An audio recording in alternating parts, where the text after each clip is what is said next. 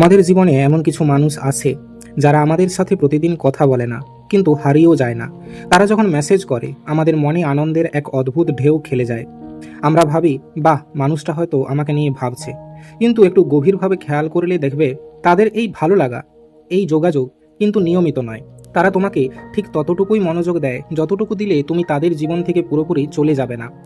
তারা তোমাকে ভালোবাসে না, আবার তোমাকে ছেড়ে অন্য কারো হতেও দিতে চায় না। খেলার মাঠে একটা শব্দ খুব প্রচলিত আছে, সেটা হচ্ছে বেঞ্চিং। যখন একজন ভালো খেলোয়াড়কে মূল দলে না খেলিয়ে সাইড বেঞ্চে বসিয়ে রাখা হয় এই আশায় যে যদি প্রধান কোনো খেলোয়াড় ইনজুরিতে পড়ে বা খারাপ খেলে তখন তাকে মাঠে নামানো হবে। নিষ্ঠুর শোনালেও এটা সত্যি। আজকালকার মডার্ন রিলেশনশিপ বা ডেটিং কালচারে এই খেলাটা মানুষের আবেগ নিয়ে খেলা হচ্ছে। তোমাকে একটা অপশন বা ব্যাকআপ প্ল্যান হিসাবে রেখে দিয়ে সে মনের মতো অন্য কাউকে খুঁজছে। আজকের ভিডিওতে আমরা এই বেঞ্চিংয়ের পেছনে পুরো মনস্তত্ত্ব উন্মোচন করব। আমরা জানবো কেন মানুষ এটা করে, কিভাবে বুঝবে নোংরা খেলার শিকার হচ্ছ, এবং কিভাবে এই মানসিক বন্দিদশা থেকে নিজেকে মুক্ত করবে।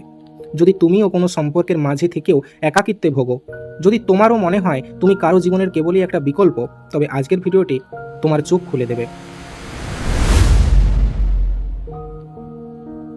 প্রথমে আমরা জানবো বেঞ্চিং আসলে কি। সম্পর্কের ভাঙাগড়ার খেলায় আমরা অনেকেই ঘোস্টিং শব্দটার সাথে পরিচিত। ঘোস্টিং মানে হলো একজন মানুষ হঠাৎ করেই কোনো কারণ না দেখিয়ে তোমার জীবন থেকে হাওয়া হয়ে গেল। সেটা অত্যন্ত কষ্টের, কিন্তু সেখানে অন্তত একটা সমাপ্তি থাকে। তুমি জানো যে মানুষটা চলে গেছে, কিন্তু বেঞ্চিং তার চেয়েও অনেক বেশি বিপজ্জনক এবং মানসিক নির্যাতনমূলক। একে অনেক সময় ব্রেড ক্রাম্বিংয়ের এক ধাপ ওপরের রূপও বলা হয়ে থাকে। সহজ ভাষায় বলতে গেলে বেঞ্চিং হলো কাউকে সম্পূর্ণভাবে গ্রহণ না করে আবার পুরোপুরি ছেড়েও না দিয়ে নিজের সুবিধা মতো সময়ে তাকে একটু আধটু মনোযোগ দিয়ে আটকে রাখা, যাতে নিজের একাকিত্ব বা প্রয়োজনে তাকে ব্যবহার করা যায়। যে মানুষটা তোমাকে বেঞ্চ করে রাখছে সে কিন্তু তোমাকে একদম ভুলে যায়নি। সে হয়তো সপ্তাহে একদিন একটা সাধারণ টেক্সট পাঠাবে, কি খবর, কেমন আছো, কিংবা তোমার ফেসবুক বা ইনস্টাগ্রামের ছবিতে একটা লাইক বা লাভ রিয়েক্ট দেবে। এই সামান্য একটু মনোযোগ বা ভাতের ফ্যানের মতো ছিটিয়ে দেওয়া ভালোবাসাটুকুকে বলা হয় ব্রেড ক্রাম্বস বা রুটির টুকরো। তুমি যখনই ভাববে যে না, এই সম্পর্ক থেকে আমার বেরিয়ে আসা উচিত, বা এই মানুষটা আমাকে তো পাত্তা দেয় না, ঠিক তখনই সে এসে এমন একটা মিষ্টি কথা বলবে বা এমন একটা মায়া দেখাবে যা দেখে তুমি আবার দুর্বল হয়ে পড়বে। তুমি আবার বেঞ্চে গিয়ে চুপচাপ বসে থাকবে এই আশায় যে কোনোদিন হয়তো তুমি তার জীবনের প্রধান চরিত্র হতে পারবে। কিন্তু নির্মম সত্যটা হলো সে আসলে অন্য কোথাও তার আসল ভাগ্য পরীক্ষা করছে। সে অন্য কোনো মানুষের সাথে ডেট করছে, অন্য কাউকে পাওয়ার চেষ্টা করছে। তোমাকে সে রেখে দিয়েছে একটি নিরাপত্তা জাল হিসাবে বা সেফটি নেট হিসাবে। যদি সে ওই মানুষটাকে না পায় তবে অন্তত তুমি তো আছোই। অর্থাৎ তুমি তার ফার্স্ট চয়েস নও, তুমি তার সেভিংস অ্যাকাউন্ট। এখন এখানে প্রশ্ন আসতে পারে, একটা মানুষ কেন অন্য একটা মানুষের অনুভূতি নিয়ে এতটা নিষ্ঠুর হতে পারে? কেন তারা সরাসরি না বলে দেয় না? এর পেছনে গভীর কিছু মনস্তাত্ত্বিক কারণ এবং আধুনিক সমাজের কিছু বিকৃত মানসিকতা দায়ী। চলো কারণগুলি একে একে বিশ্লেষণ করা যাক। প্রথমত হচ্ছে ফোমো, অর্থাৎ ফিয়ার অফ মিসিং আউট বা হারানোর ভয়। আজকের যুগে মানুষের সামনে অপশনের অভাব নেই। ডেটিং অ্যাপ, সোশ্যাল মিডিয়ার কারণে মানুষের মনে সবসময় একটা ধারণা কাজ করে, আমি যার সাথে আছি তার চেয়ে ভালো কেউ হয়তো সামনে অপেক্ষা করছে। এই মানসিকতা থেকে জন্ম নেয় ফোমো। যে মানুষটা তোমাকে বেঞ্চ করছে সে আসলে সিদ্ধান্তহীনতায় ভুগছে। সে ভাবে তোমাকে যদি সে না বলে দেয় আর ভবিষ্যতে যদি সে তোমার চেয়ে ভালো কাউকে না পায় তখন তো সে একলা হয়ে যাবে। তাই সে তোমাকে হাতছাড়া করতে চায় না। আবার তোমাকে আপন করে নেওয়ার দায়বদ্ধতা অর্থাৎ কমিটমেন্টও সে নিতে চায় না। 2 নম্বর হচ্ছে নার্সিসিজম এবং ইগো বুস্ট। কিছু মানুষের আত্মবিশ্বাস বা সেলফ এস্টিম খুব কম থাকে। তারা নিজেদের মূল্যবান প্রমাণ করার জন্য অন্যের মনোযোগের উপর নির্ভর করে। তুমি যখন তার একটা মেসেজের জন্য ঘন্টার পর ঘন্টা অপেক্ষা করো, সে যখন দেখে সে অবহেলা করার পরেও তুমি তার কাছেই ফিরে আসছো, তখন তার ইগো বা অহংকার প্রচণ্ডভাবে তৃপ্ত হয়। সে নিজেকে একজন খেলোয়াড় বা খুব আকর্ষণীয় কেউ হিসাবে মনে করতে থাকে। তোমার অনুভূতি তার কাছে কেবলই তার ইগোকে পুষ্ট করার একটা জ্বালানি মাত্র। 3 নম্বর হচ্ছে ফিয়ার অফ বিইং অ্যালোন। অনেকে একা থাকতে প্রচণ্ড ভয় পায়। তাদের জীবনের একজন পার্টনার বা এন্টারটেনার দরকার। যখন তাদের জীবনে খুব বোরিং সময় চলে, যখন তাদের অন্য কোনো প্রেমিক বা প্রেমিকা থাকে না, তখন তারা বেঞ্চ থেকে তোমাকে ডেকে নেবে, তোমার সাথে মিষ্টি করে কথা বলবে, নিজের একাকিত্ব দূর করবে। যেই তার একাকিত্ব কেটে যায় বা নতুন কোনো আকর্ষণীয় মানুষ সামনে আসে, অমনি তোমাকে আবার বেঞ্চে ফেরত পাঠিয়ে দেওয়া হয়। 4 নম্বর হচ্ছে দায়িত্ব এড়ানোর মানসিকতা, অর্থাৎ অ্যাভয়েডেন্ট অ্যাটাচমেন্ট স্টাইল। মনোবিজ্ঞানে এক ধরনের মানুষ আছে যাদের অ্যাভয়েডেন্ট অ্যাটাচমেন্ট স্টাইল বলা হয়। এরা গভীর সম্পর্কে জড়াতে ভয় পায়। কোনো সম্পর্কের মধ্যে দায়িত্ব নেওয়া, সততা দেখানো বা নিজের দুর্বলতা প্রকাশ করা এদের পক্ষে সম্ভব হয় না। তাই তারা সম্পর্ককে সবসময় একটা অগভীর বা ক্যাজুয়াল পর্যায়ে রাখতে চায়। বেঞ্চিং হলো এদের জন্য সবচেয়ে সুবিধাজনক উপায়। তুমি কি বেঞ্চিংয়ের শিকার? তাহলে এই 5টি লক্ষণ অবশ্যই তোমাকে খেয়াল রাখতে হবে। অনেক সময় আমরা ভালোবাসার মোহে এতটাই অন্ধ হয়ে থাকি যে আমাদের সাথে যে অবিচার করা হচ্ছে সেটা আমরা বুঝতেই পারি না। আমরা অবহেলাকেও ব্যস্ততা বলে অজুহাত দিই। কিন্তু মনে রাখবে, কেউ তোমাকে ভালোবাসলে সে সময় তৈরি করে নেয়, আর কেউ তোমাকে বেঞ্চে রাখলে সে অজুহাত তৈরি করে। এসো জেনে নিই 5টি বড় লক্ষণ যা প্রমাণ করে তুমি বেঞ্চিংয়ের শিকার হচ্ছ কি হচ্ছ না। প্রথমত হচ্ছে যোগাযোগের ক্ষেত্রে তীব্র গরমিল, অর্থাৎ মিক্সড সিগন্যালস। সে হয়তো একটানা 3 দিন তোমার সাথে এমনভাবে কথা বলবে যেন তুমিই তার দুনিয়া। গভীর রাত পর্যন্ত চ্যাট, ফোন আলাপ, ভবিষ্যৎ নিয়ে মিষ্টি মিষ্টি কথা, কিন্তু এরপরেই হঠাৎ সে গায়েব। পরের 4-5 দিন তার কোনো পাত্তা নেই। মেসেজ করলে রিপ্লাই আসে ঘন্টার পর ঘন্টা পর, খুব সংক্ষিপ্ত আকারে, আচ্ছা, ব্যস্ত ছিলাম। এই যে হঠাৎ গরম আর হঠাৎ ঠান্ডা আচরণ, এটি বেঞ্চিংয়ের সবচেয়ে বড় লক্ষণ। সে তোমাকে লাইফ সাপোর্টে রাখছে, যাতে তুমি মরেও না যাও আবার সুস্থও না হয়ে উঠতে পারো। 2 নম্বর হচ্ছে লাস্ট মিনিট প্ল্যান। সে তোমাকে নিয়ে কখনো আগে থেকে কোনো সুন্দর প্ল্যান বা পরিকল্পনা করবে না, কারণ সে হয়তো ওই সময় অন্য কারোর সাথে দেখা করার পরিকল্পনা করেছে। সে তোমাকে তখনই ডাকবে যখন তার আগে কোনো প্ল্যান ক্যান্সেল হয়ে গেছে, অথবা সে হঠাৎ বোর্ড হয়ে পড়েছে। শুক্রবার রাতে যখন তার অন্য সব বন্ধুদের বা ক্লাসের কোনো প্ল্যান নেই, তখন হঠাৎ রাত 9টার সময় তোমাকে টেক্সট করবে, ফ্রি আছো, চলো কোথাও বসি। তুমি ভাববে সে তোমার কথা মনে করছে হয়তো, কিন্তু আসলে তুমি ছিলে তার শেষ মুহূর্তের উদ্ধারকর্তা।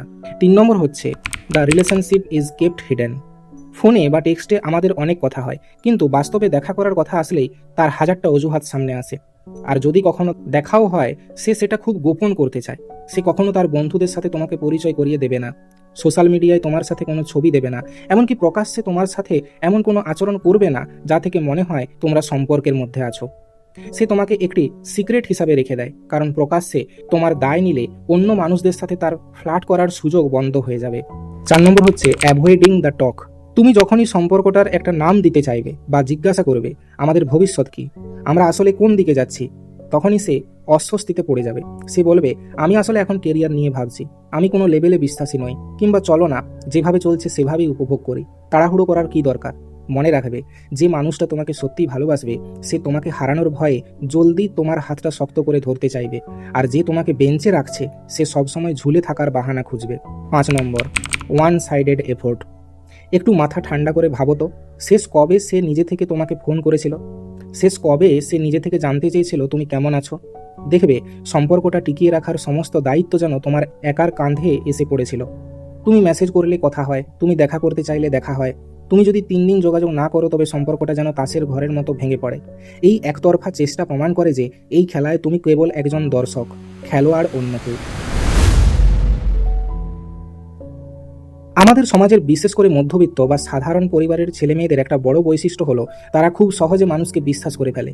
তাদের জীবনের সংগ্রাম অনেক বেশি, কেরিয়ারের চাপ, পরিবারের দায়িত্ব, আর্থিক টানাপোড়েনের মাঝে তারা যখন কাউকে একটু মন থেকে ভালোবাসে তখন তারা তাদের সমস্ত উজাড় করে দেয়। তারা চাতক পাখির মতো একটুখানি ভালোবাসা পাওয়ার জন্য অপেক্ষা করে, আর এই সরলতার সুযোগটাই নেয় এই বেঞ্চাররা। বেঞ্চিংয়ের শিকার হওয়া মানুষটা এক ধরনের নীরব ট্রমার মধ্য দিয়ে যায়। প্রতিদিন সকালে ঘুম থেকে উঠে ফোনের স্ক্রিনের দিকে তাকিয়ে থাকা, তার কোনো মেসেজ এলো কি? এই যে একটা অনিশ্চয়তা, এটা মানুষের মানসিক স্বাস্থ্যকে ভেতর থেকে শেষ করে দেয়।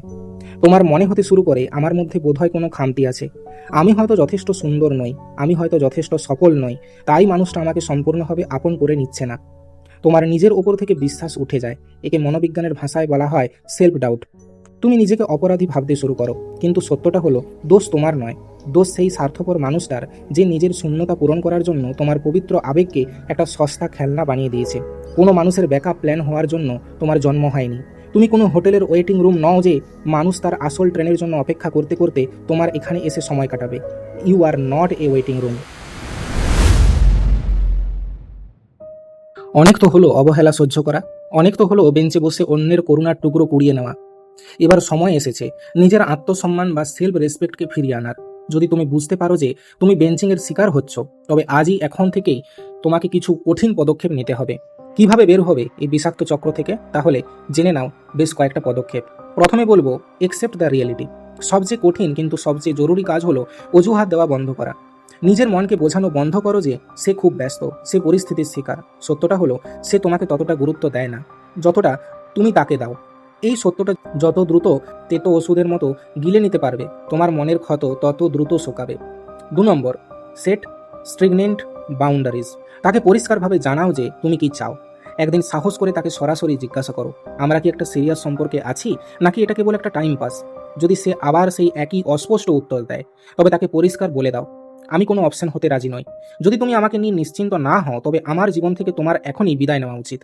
নিজের সীমানা বা বাউন্ডারি সেট করতে ভয় পাবে না। যে তোমাকে হারানোর ভয় পায় না, তাকে হারানোর ভয় তুমি কেন পাবে? 3 নম্বর, নো কন্ট্যাক্ট রুল অনুসরণ করা। বেঞ্চিংয়ের শিকার মানুষেরা মাদকাসক্তের মতো হয়ে থাকে।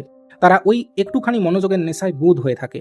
এই নেশা কাটাতে হলে তোমাকে মঙ্ক মোড বা নো কন্ট্যাক্ট রুল অবলম্বন করতে হবে। তার নম্বর ব্লক করো বা ডিলিট করো। সোশ্যাল মিডিয়া থেকে তাকে আনফলো করো। সে যখন দেখবে তুমি যে বেঞ্চে বসেছিলে সেটা খালি আর তুমি মাঠ ছেড়ে চলে গেছো, সে হয়তো আবার ফিরে আসার নাটক করতে পারে। কিন্তু মনে রাখবে, বিষাক্ত সাপে কামড়ালে মানুষ যেমন ক্ষতস্থান কেটে ফেলে, তেমনি বিষাক্ত মানুষকে জীবন থেকে ছেটে ফেলতে হয়। 4 নম্বর, ইনভেস্ট ইন ইয়োর সেলফ। যে সময়টা তুমি তার মেসেজের অপেক্ষায় নষ্ট করতে, সেই সময়টা নিজের কেরিয়ার, নিজের শরীর, নিজের স্বপ্নের পেছনে ব্যয় করো। নতুন কোনো স্কিল শেখো, বই পড়ো, জিমে যাও, তোমার সৃজনশীল কাজে মন দাও। নিজেকে এতটাই মূল্যবান এবং সফল করে তোলো যাতে একদিন সে দূর থেকে তোমাকে দেখে আফসোস করে। মনে রাখবে, সবচেয়ে বড় প্রতিশোধ হলো নিজের জীবনে অভাবনীয়ভাবে সফল হওয়া এবং শান্তিতে থাকা। 5 নম্বর, you are a price, not an option. মহাবিশ্বের দিকে তাকিয়ে দেখো, তোমার মতো দ্বিতীয় কোনো মানুষ কিন্তু নেই। তোমার হাসির ধরন, তোমার ভালোবাসার ধরন অনন্য। এমন একজন মূল্যবান মানুষকে যে অবহেলা করতে পারে, সে আসলে তোমার যোগ্যই ছিল না। নিজেকে সস্তা ভাবা বন্ধ করো। তুমি যার জীবনে ফার্স্ট চয়েস বা একমাত্র চয়েস হতে পারবে না, তার জীবন থেকে কর্পূরের মতো উবে যাওয়াটাই হলো সব থেকে ভালো শ্রেয়। সম্পর্ক তৈরি হয় দুজন মানুষের পারস্পরিক সম্মান, সততা এবং সমান ভালোবাসার উপর ভিত্তি করে, যেখানে কোনো লুকোছাপা থাকে না, কোনো অনিশ্চয়তা থাকে না। ভালোবাসা যদি প্রতিদিন তোমাকে কাঁদিয়ে ঘুমোতে পাঠায়, তবে সেটা ভালোবাসা নয়, সেটা একটা মানসিক ফাঁদ। বেঞ্চে বসে বসে নিজের জীবনটাকে নষ্ট করবে না। মাঠের বাইরে বসে অন্যের খেলা দেখার জন্য তোমার জন্ম হয়নি। নিজের জীবনের পিছে নামো, ব্যাট হাতে ধরো এবং নিজের জীবনের আসল খেলোয়াড় নিজেই হও। আজকের পর থেকে যদি সেই মানুষটার কোনো সস্তা মেসেজ আসে, তবে নিজেকে শক্ত করে বলো, আই এম ডান। আমি আর কারো ব্যাকআপ প্ল্যান নই। তোমার কি মনে হয়, তোমার জীবনেও কি এমন কোনো মানুষ এসেছে যে তোমাকে বেঞ্চ করে রেখেছে? কমেন্ট সেকশনে তোমার গল্প আমাদের সাথে শেয়ার করতে পারো। মনে রাখবে, তোমার প্রতিটি কষ্টের কথা শোনার জন্য এবং তোমাকে মেন্টালি স্ট্রং করার জন্য এই চ্যানেল সবসময় তোমার পাশে আছে। ভিডিওটা যদি তোমার মনে কোনো একটা কোণে আঘাত করে থাকে, যদি মনে হয় এটা তোমার চোখ খুলতে সাহায্য করেছে, তবে অবশ্যই একটা লাইক দেবে এবং তোমার সেই বন্ধুর সাথে শেয়ার করবে যে হয়তো এই মুহূর্তে কোনো বিষাক্ত সম্পর্কের মায়ায় আটকে আছে। ভালো থেকো, নিজের আত্মসম্মানকে ভালোবাসো। দেখা হবে পরবর্তী ভিডিওতে। ধন্যবাদ।